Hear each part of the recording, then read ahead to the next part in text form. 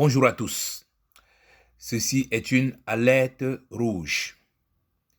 Ceci s'adresse à tous les parents, tous les chefs d'établissement primaires, secondaires et même jusqu'à l'université. Ceci s'adresse à tous ceux qui ont la responsabilité d'encadrer une masse de personnes. Il y a un remaniement sacrificiel organisé par Chantal Biya et Ngongor qui ont transformé le Cameroun en un criminogrum. Mes chers amis, il faut le dire, il y a la peur sur la ville. Quand on dit sur la ville, c'est toutes les villes camerounaises. Je vais vous donner les coulisses de ce remaniement cauchemardesque, c'est-à-dire les dernières nouvelles, les dernières moutures et les dernières stratégies qui sont mises en place pour satisfaire ces assoiffés de sang. Oui, Ferdinand Ngongor et Chantal Biya sont convaincus qu'avec un bon sacrifice, ils pourront valider le vol, le banditisme que le peuple camerounais a refusé en cette année 2025-2026. Et ne vous faites pas d'illusions. Ce remaniement annoncé a déjà fait beaucoup de victimes sacrificielles dans notre pays. Et ça ne se fait plus comme auparavant où on tuait les enfants, on les jetait dans les rues avec les sexes enlevés et tout. Ça se fait avec beaucoup de subtilité. Donc, tous ces homicides et assassinats, tous ces crimes prémédités, tous ces règlements de compte, tous ces crimes passionnels, vous entendez que quelqu'un a tué son frère, un ami a tué deux amis se discutent sur une moto, ils se tuent. Tous ces meurtres en couple, tous ces crimes en bande organisée, toutes ces violences que vous voyez dans notre pays, tous ces enlèvements, des viols d'enfants, y compris le massacre de Jidado, je vous dis, il n'y a aucun intérêt à aller tuer des enfants de cet âge-là. C'est un crime rituel. Et tous ces empoisonnements dont nous entendons parler ces derniers jours, jusqu'à cette jeune fille qui avait son visa pour partir et qui s'est vue obligée d'organiser une fête.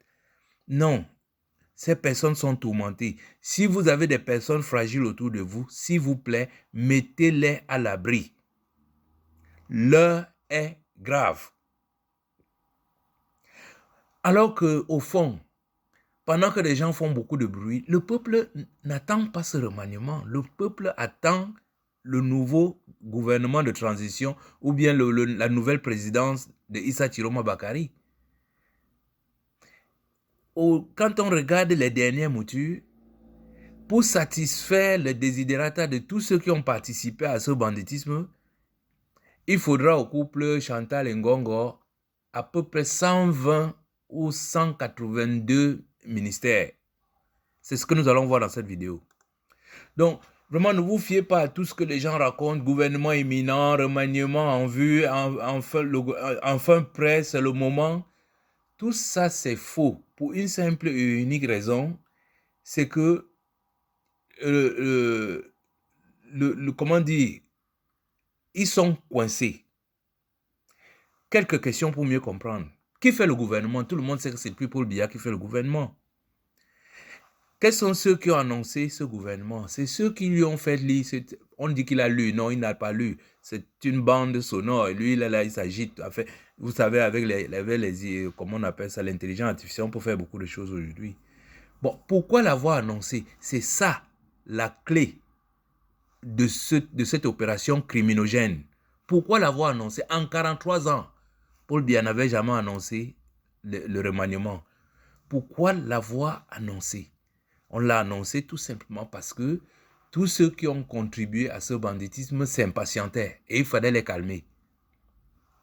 Le peuple attend-il ce remaniement? Nous ne sommes pas concernés. Ça fait, en 43 ans, il a fait des milliers et des milliers de... Ça nous a amenés dans la poubelle dans laquelle nous vivons aujourd'hui. Donc, ça ne nous intéresse plus. Le pays est-il bloqué? Bloqué au sens gouvernement d'un pays en bon état, le pays est bloqué depuis longtemps, je veux dire depuis plus de 20 ans. Mais en tant qu'État colonial, donc que nous sommes devenus, non, le pays n'est pas bloqué parce que le Cameroun est piloté par ceux qui ont fait main basse sur notre pays. C'est pour ça il peut avoir même 20 ministres peuvent mourir, ça ne change rien. Parce qu'ils ils ont seulement des fonctions de décoration. Pourquoi ça tarde alors? Alors là, c'est la bonne question. Pourquoi ça tarde? Parce que je vous ai dit, Ngongo et Chantal Biya sont dans ce qu'on appelle un cauchemar. Je vous ai mis ici une image. Voici un bandit qui avait volé un sac de bonbons et l'avait caché dans une rigole.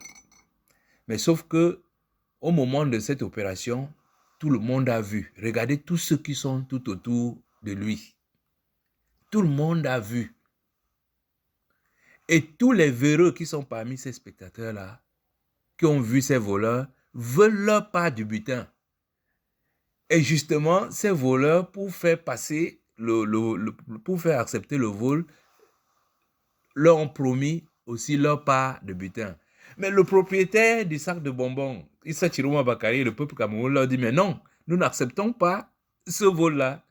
Alors, eux, ils croient qu'en partageant le gâteau, le vol sera validé. Voilà le cauchemar ou le dilemme dans lequel se trouvent Chantal et Ngongo. Je vous donne quelques anecdotes par rapport aux prétendants. Actuellement, Ngongo et Cabral Liby sont en état de fâcherie parce que Cabral Liby a mis dans la tête de tous les véreux qui sont autour de ce coup de vol que lui, il a besoin de 4 ministères. Et depuis ce chiffre 4, tout le monde ne parle que de 4 ministères.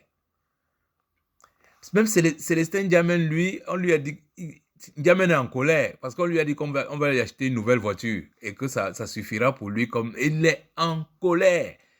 Il dit que Momo avait eu un ministère et tout, et maintenant, mais Jean de Dieu Momo réclame lui aussi. Mais peut-être qu'on envoie un Cabral Liby alors que ce n'est pas lui. C'est peut-être Jean de Dieu Momo qui avait émis cette idée de 4 ministères, alors que lui n'était qu'un, je ne sais pas comment on appelle ça, un ministre adjoint. Elimbi Lobert veut le ministère, je ne sais pas comment il a appelé ça, ou c'est le ministère de la ville. Joshua aussi, Jamen, tous veulent 4 ministères. Joshua aussi dit que d'ailleurs, si on veut qu'on lui donne seulement le ministère du transport, il va confier ça à Lejo et pour lui, la vie sera belle. Donc, les gens comme les Zang, les Abama, les Rifo, ils se voient comme des ministres. Zang, par exemple, il raconte partout qu'il va remplacer Atangandji, qui sera le ministre de l'Intérieur. Bandakani, quant à lui, on a déjà résolu son problème. C'est quelqu'un qui n'est pas difficile. Il ne veut plus de ministère. Il suffit qu'on lui donne un peu d'argent pour s'habiller. Pour lui, le compte est bon. Le cas le plus patent, c'est Abikoro, Obama et Mbia. Il y a un certain Duval et Ballet qui a donné une information. Cette information est vraie, mais sauf que ce n'est pas pour le même but. En fait, tous ceux qui ont contribué à tuer, à sélectionner et tuer les Camerounais dans les rues de nos villes, eux, ils demandent à avoir un poste, c'est-à-dire les Abama, les Rifo et les Zang, les Obama, les Abikoro, ils ont tous droit. D'ailleurs, ils disent que le poste de ministre de l'information ne peut pas leur échapper. C'est-à-dire, ça doit être entre Mbia, Obama ou Abikoro. C'est pour vous dire que c'est la crème de la crème. Mais sauf que le milliard dont parle Duval, c'est le milliard qui a été donné, cette fois-ci, pas pour aller tuer les jeunes Camerounais là, mais pour sélectionner ceux qu'on va sacrifier pour les postes ministériels. Parce que je vous le dis, si Ngongo et Chantal Biya doivent satisfaire toutes les promesses qu'ils ont faites, il leur faudrait à peu près 120 ministres, sans les anciens. S'il faut maintenir les anciens, il leur faudra créer 182 postes de ministres pour satisfaire tous les véreux qui veulent faire valider ce forfait. Donc, j'ai entendu dire que Joseph-Antoine Bell et un certain, comment on appelle ça, une icône de football se discutait le poste de ministre de sport. Quant à Mouté Abassa, il est catégorique. S'il n'est pas nommé ministre des Mines, alors là, non seulement il va quitter le RDPC, mais il est prêt à rejoindre Issa Chiroma Bakari. Donc, c'est pour ça que je vous ai dit que c'est un remaniement cauchemardesque et ce n'est pas pour demain. Mais entre-temps, il y a quand même les dernières stratégies. La dernière stratégie consistait à présenter le remaniement après dimanche prochain, c'est-à-dire que comme on espérait que les 5 milliards qu'on a donnés à Samuel Eto'o devaient nous rapporter la CAN, donc on se disait après la CAN, le lundi, on pouvait sortir quelque chose, mais ça, c'est foutu. Et après, il y a le cash, donc tout cet argent qui circule, les Bandakani, chacun a reçu sa cote. Ceux qui acceptent de l'argent sont tout de suite satisfaits. C'est ceux qui veulent le poste ministériel qui sont dans les problèmes. La troisième stratégie qu'utilise Ngongo, c'est les fuites. Donc, il fait sortir des fuites à gauche et à droite pour fragiliser les gens. Et c'est ça qui transforme le Cameroun en criminogène. Parce que, mais vous n'avez pas remarqué, est-ce que vous avez vu N'Djamène? Est-ce que vous avez vu Cabral Libye? Est-ce que vous avez vu Ozi? Mais tous ces gens dorment maintenant dans les cimetières. Et quand ils sortent des cimetières, on les met dans des sortes de fûts avec des tas de feuilles, des écorces et tout. Mais tous sont... Je vous dis que le pays... C'est pour ça que certains disent que mais les ministères ne fonctionnent plus. Mais comment voulez-vous que les ministères fonctionnent? Déjà, ça ne fonctionnait pas.